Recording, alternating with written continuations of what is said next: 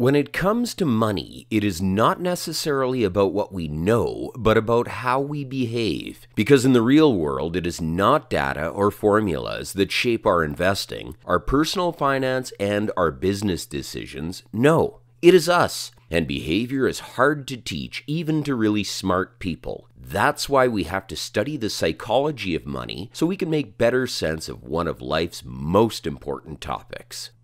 Financial success is not a hard science. It's a soft skill where how you behave is more important than what you know. So we have to understand that financial decisions are rarely driven by the theories of economists. Instead, our decision-making is shaped by many factors, from personal experiences to pride and even envy. But the questions that dominate discussions about investing often leave out the human factor. Our own relationship with money. Morgan Housel thinks that this factor is key to understanding our financial decisions. Everyone has their own experience of the economy and money, and this personal experience drives our financial decision-making. Think about the Great Depression. After a disastrous stock market crash in 1929, the global economy entered a decade of decline. Poverty and joblessness skyrocketed, while faith that tomorrow would be better than yesterday plummeted. The story is well known, and today this version of events has become the standard narrative because it describes the experience of millions of people, but not all people had been in the same boat.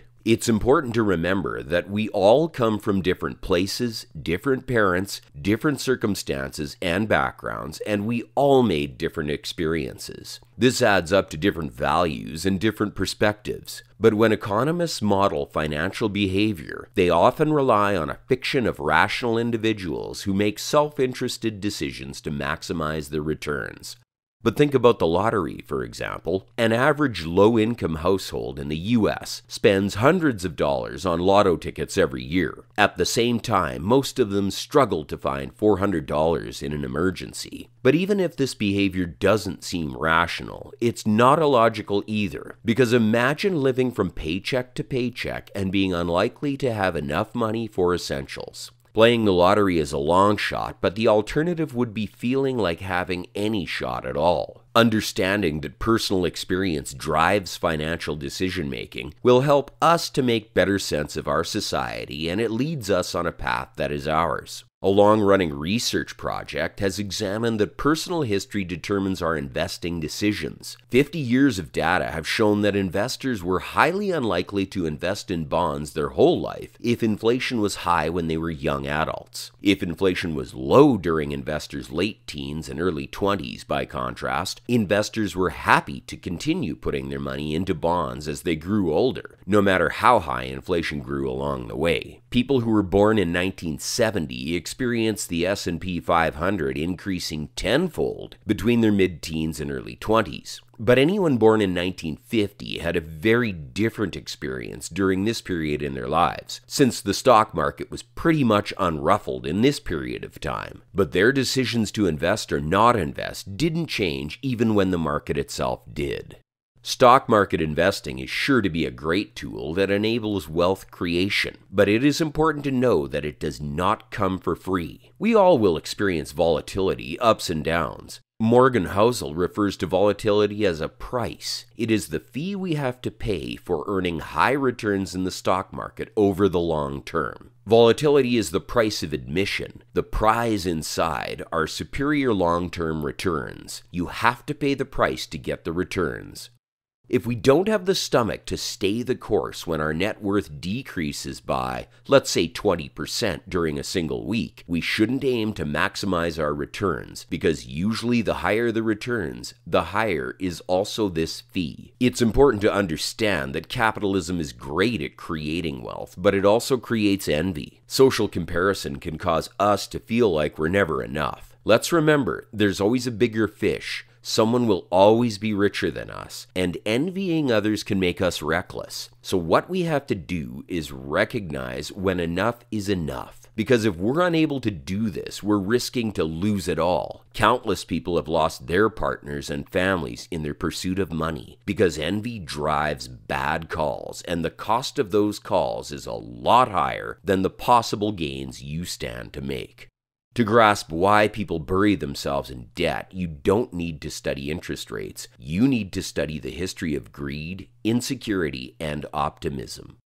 This leads us to another main takeaway. Making a fortune is easier than keeping hold of it. Jesse Livermore was born in 1877, and in the early 20th century, he was one of the best stock market traders in America. By the age of 30, he was worth $100 million in today's dollars. Just before the crash in 1929, Livermore made his best decision in his career. He bet that stocks would decline and took a short position. And while fortunes were liquidated and news of bankrupt investors leaping from office windows spread, and while the market lost 1/3 of its total value, Livermore had just made today's equivalent of $3 billion.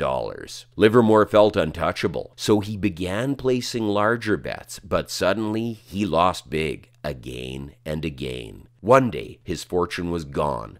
Broke and in debt, he took his own life. It's easy to see why people who are good at getting rich often struggle with staying rich. Making money is all about optimism, risk, and courage. But psychologically, keeping money is entirely different because it's about fear. The fear that everything could be taken away. And staying rich means being humble. If Jesse Livermore, instead of feeling like a genius who couldn't take a wrong step, would have recognized that luck had played its part and that his success couldn't be repeated over and over again, he could have lived a wealthy and rich life without any worries about money and with total control over our most valuable asset, time. Money's greatest intrinsic value, and this can't be overstated, is its ability to give you control over your time.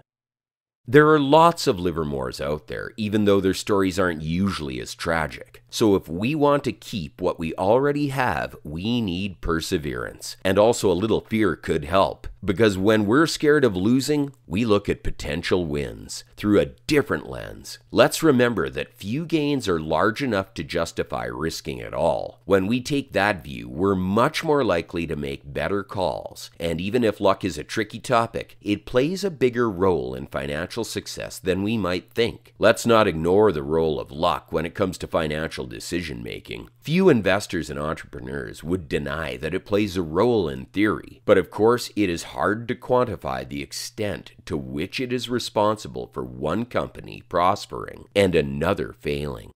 But according to human psychology, we typically either overestimate or underestimate the role of luck in outcomes. Even if we're wrong half the time, we can still make a fortune. The reason for this is the tendency of a small number of events to account for the majority of outcomes. When we do a few things right, we can afford to get more things wrong. This strategy applies to all investments. It's the concept of the long tail. Example, one of the most successful art collectors of all time was Heinz Berggruen. In 2000, he sold his collection to the German government for 100 million euros. Its real worth was estimated a lot higher, since it was one of the most important collections in the world and contained a large number of Picassos, Matisses, and Brocks. Everyone was amazed by Berggruen's art collection, and especially by how he managed to amass this impressive collection of the 20th century's greatest artists. So what did he do? Over the years, he bought vast quantities of art, like all great collectors. But only a small part of Berggruen's collection turned out to be a great investment, especially because he had held on to his assets for a long time. The majority, however, were duds. The trick was to keep the valuable pieces until the value of the entire collection converged upon the return of the best elements in the portfolio. The lesson is that he was wrong most of the time and still ended up right.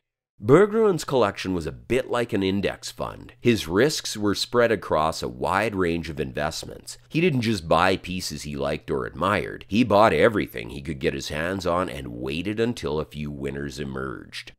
Even one of the greatest investors of all time, Warren Buffett, who owned more than 400 stocks during his entire life, had made the majority of his money with about 10 of them. So we see, if we get a few things right, we can afford to get more things wrong and still make a fortune. Therefore, let's cut back on the mentality of all or nothing to do much better, both financially and emotionally. Last but not least, let's always remember that long-term planning is hard just because our life can change, and we have to accept that instead of trying to plan everything and deciding how we will live our life in 20 years from now, nobody can predict what's going to happen the next hour, tomorrow, or in a month. So let's not postpone happiness, because there's no way to forecast what will happen in 2 decades. Let's live our best life now. What do you think about Morgan Housel's timeless lessons on wealth, greed, and happiness? Comment below and be sure to subscribe.